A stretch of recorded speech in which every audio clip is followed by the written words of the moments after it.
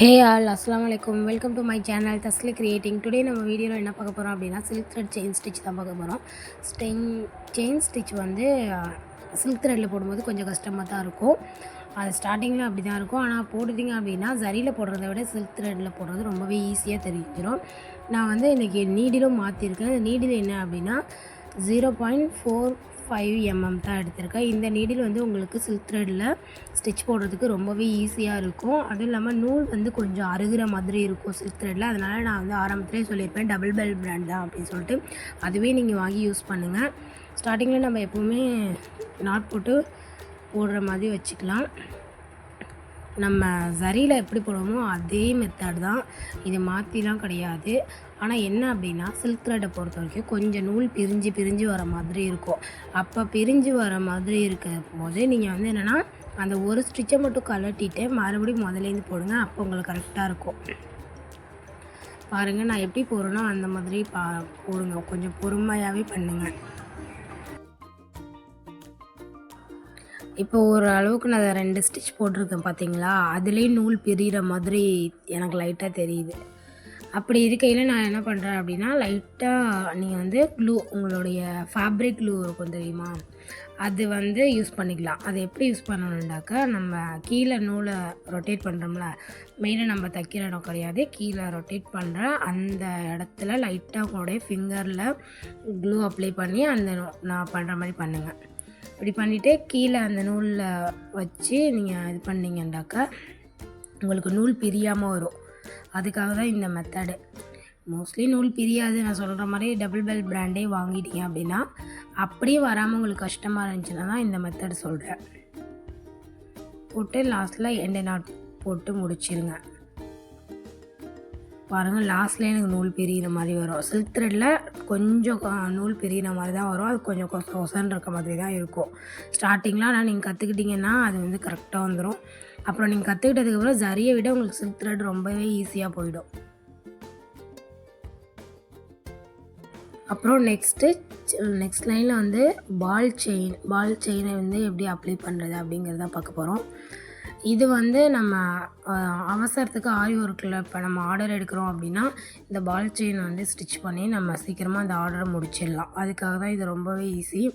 பால் chain இப்போ எப்படி நான் ஸ்டிச் பண்ணுறதுன்னு சொல்கிறேன். ஃபஸ்ட்டு நீங்கள் அந்த லைன் போடுறீங்க இல்லையா, நான் உங்களுக்கு சும்மா செஞ்சு காட்டுறதுக்காக சின்னதாக கட் பண்ணி எடுத்துக்கிட்டேன். அந்த லைனில் க்ளூவையும் அப்ளை பண்ணிட்டீங்கன்னா நகரும், தைக்கும்போது கொஞ்சம் நகரும். இப்போ நீங்கள் எக்ஸ்பீரியன்ஸ் இருந்துச்சுன்னா நம்ம அதை கரெக்டாக தைச்சிருவோம். ஆனால் எக்ஸ்பீரியன்ஸ் இல்லை, ஸ்டார்டிங் தான் அப்படிங்கும்போது கண்டிப்பாக நகரும். நமக்கு தான் தையல் வரலையோ அப்படின்னு தோணும். அதுக்காக தான். இப்போ நீங்கள் ஒரு க்ளூ போட்டு ஒட்டிட்டு ஒரு 5 மினிட்ஸ் அதை வந்து காய விட்டுட்டிங்கனாலே போதும். அது நல்லா க்ரிப் ஆகிடும்.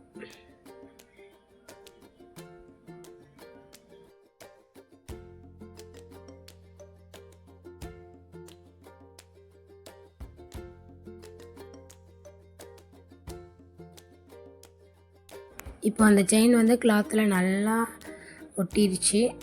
அதை வந்து நம்ம எப்படி தையல் அதில் ஸ்டிச் போடுறது அப்படிங்கிறதையும் பார்க்க போகிறோம்.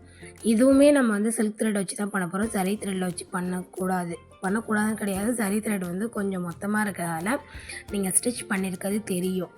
அதனால் வந்து நம்ம சில்க் த்ரெட்டில் பண்ணும்போது அது அந்தளவுக்கு வெளியில் தெரியாது. நான் எப்படி பண்ணுறேனோ அந்த மாதிரி பாருங்கள்.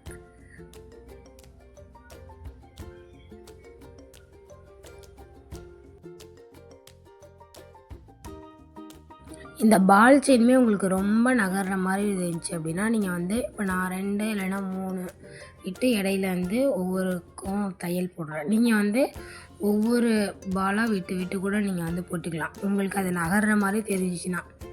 இப்போ நீங்கள் அர்ஜென்ட் ஆர்டர் எடுக்கிறீங்க அப்படின்னா இந்த மெத்தட் பண்ணும்போது உங்களுக்கு சீக்கிரமாக நீங்கள் முடிச்சிடலாம் உங்களுடைய ஆர்டர்ஸை. அதுக்காக தான் இந்த ஸ்டிச்சு. இது ரொம்ப யூஸ்ஃபுல்லாக இருக்கும். அதுவும் இல்லாமல் நீங்கள் ஸ்டார்டிங்கில் போடும்பொழுது ரொம்பவே கஷ்டப்பட்டு போடணும் ஒவ்வொரு தையலுமே. ஏன்னா ஸ்டார்டிங்கில் கற்றுக்கும் போது ஆரி ஒர்க்கை பொறுத்த வரைக்கும் கஷ்டமாக தான் இருக்கும். இது சரி வச்சு போடும்போது உங்களுக்கு நூல் பிரியாது. ஆனால் வந்து சரி கொஞ்சம் சிக்கிருச்சு அப்படின்னா நீங்கள் லைட்டாக இழுத்தீங்கன்னாக்கா ஃபுல்லாகவே வந்துடும்.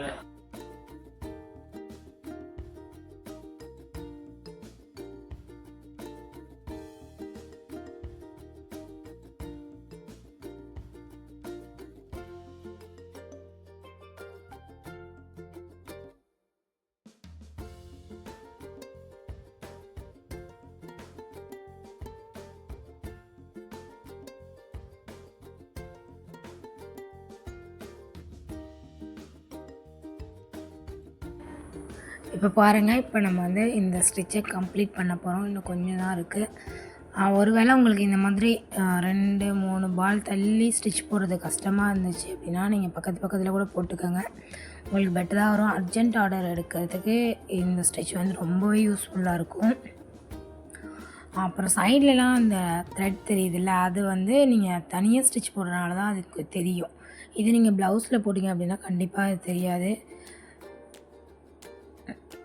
ப்ளவுஸில் நம்ம போடும்பொழுது சைடில் இதுக்கப்புறம் நம்ம வந்து ஒரு சுகர் பீட்ஸ் வச்சு ஸ்டிச் போட்டோம் அப்படின்னாக்கா இது எதுவுமே தெரியாது.